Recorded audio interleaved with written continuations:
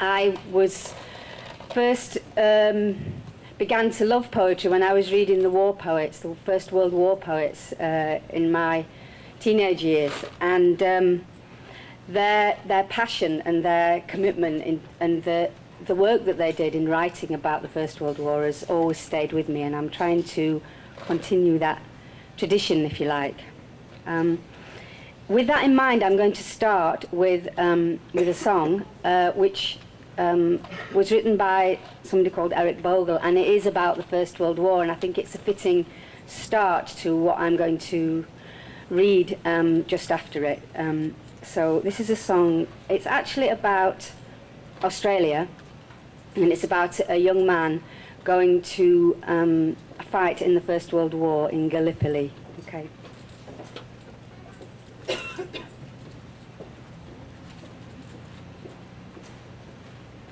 When I was a young man, I carried my pack, and I lived the free life of a rover. From the Murray's green basin to the dusty outback, I waltzed my Matilda all over. Then in 1915 the country said, son, it's time to stop rambling, there's work to be done. And they gave me a tin hat, and they gave me a gun, and they sent me away to the war. And the band played Waltzing Matilda as the ship pulled away from the quay. Amidst all the cheers, the flag waving and tears, we sailed off to Gallipoli.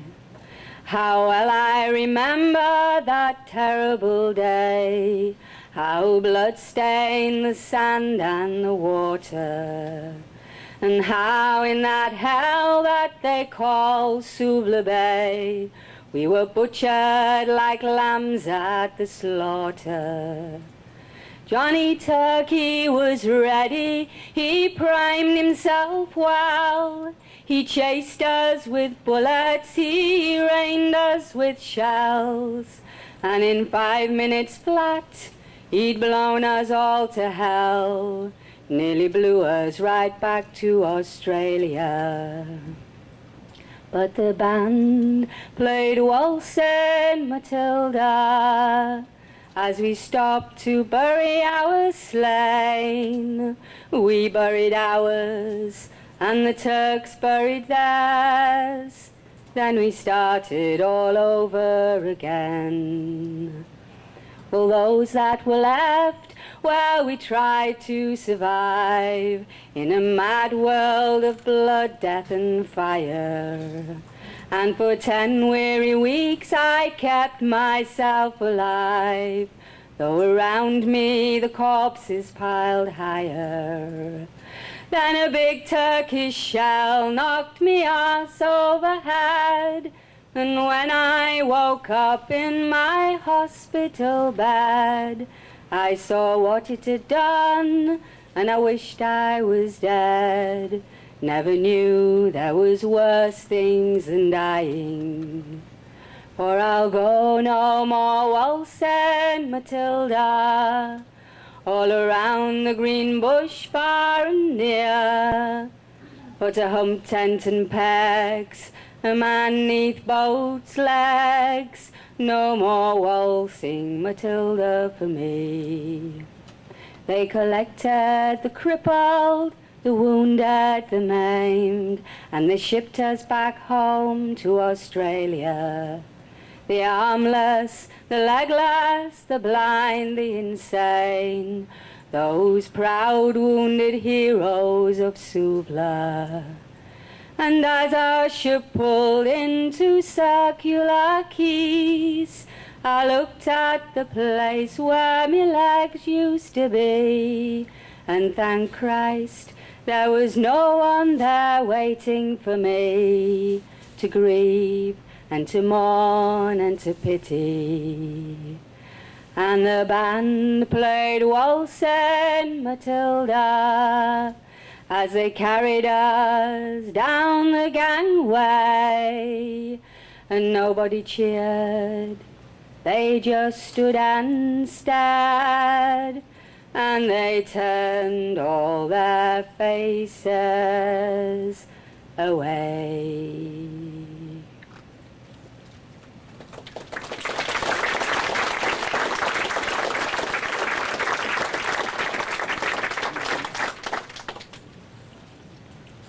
I'm really sad to say that people are still turning their faces away, and people are still coming back from wars legless and insane. And this poem is inspired by the stories that I've read about the soldiers that are coming back. This is particularly about a soldier returning from Iraq. It's called Blood, Blood, Blood Makes the Green Grass Grow. And it's in the voice of the soldier's mother. What do you expect? You take a thin-skinned boy like mine, make fodder out of him, take everything that's good out of him, squeeze it out, like wringing soapy water from the washing, twisting and twisting, till he's so wound up he can't unwind himself, can't pull himself straight, can't pull himself right again. What could I do? He was 18, my thin-skinned boy. What future did this place promise? A gaping hole of a life, blasting ore from open mines, groans from underground like dead men's to disturb his dreams, and hard drinking after hard work. He either went with my blessing or without. No son of mine's going off to war without my blessing. Boot camp first. They do a good job there, the army, brainwashing, teaching them to kill, kick in people's doors, flush them out like grouse and shoot. Drill sergeant screams, "What makes the green grass grow?" And my boy screams, "Blood, blood, blood makes the green grass grow." They took him and they hardened him, my soft son. Whatever way I look at it, he came home from that war with the devil at his heels, ankle deep in bodies, all those bodies he brought back with him. Couldn't get his mind to go to other places, kept going back to those broken roads, nights spent looking for his own soul. But the devil had it. I tried to wrap my arms round his despair, pull him back. A child crushed under his tank. He came too close, ma'am. I went over him. The lads felt the bump. "Must be a dog," I told them, ma'am. "Must be a dog." That's not my son. He used to go hunting as a child. Always went to pick up the rabbits. Always had respect for the dead. Not my son. To shoot an unarmed man in his forehead in his own home. What could I do? There's only so much a mother can do. That spot in the woods, he'd just sit there, all the light in his eyes sputtered out. He was all in pieces. That war cut him up, left a hole where the devil jumped in. Came back saying he had plans to be an alcoholic. What kind of ambition is that? My lovely boy. He'd have been better off in the mines. We got him a Labrador. It licked the tears from his face at night, but in the day, he took to stoning chickens.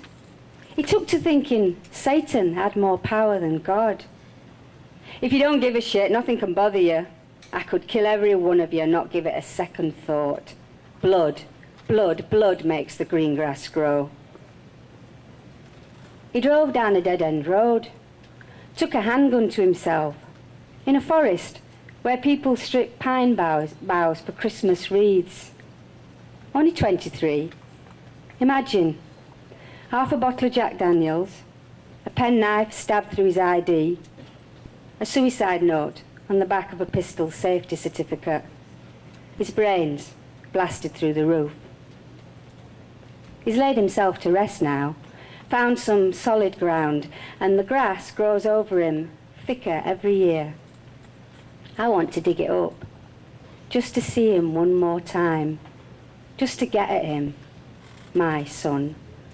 all his demons still lurking under my bed each night. This is War, the song's called, the one he asked us to play at his funeral. It's by a band called Smile, Empty Soul.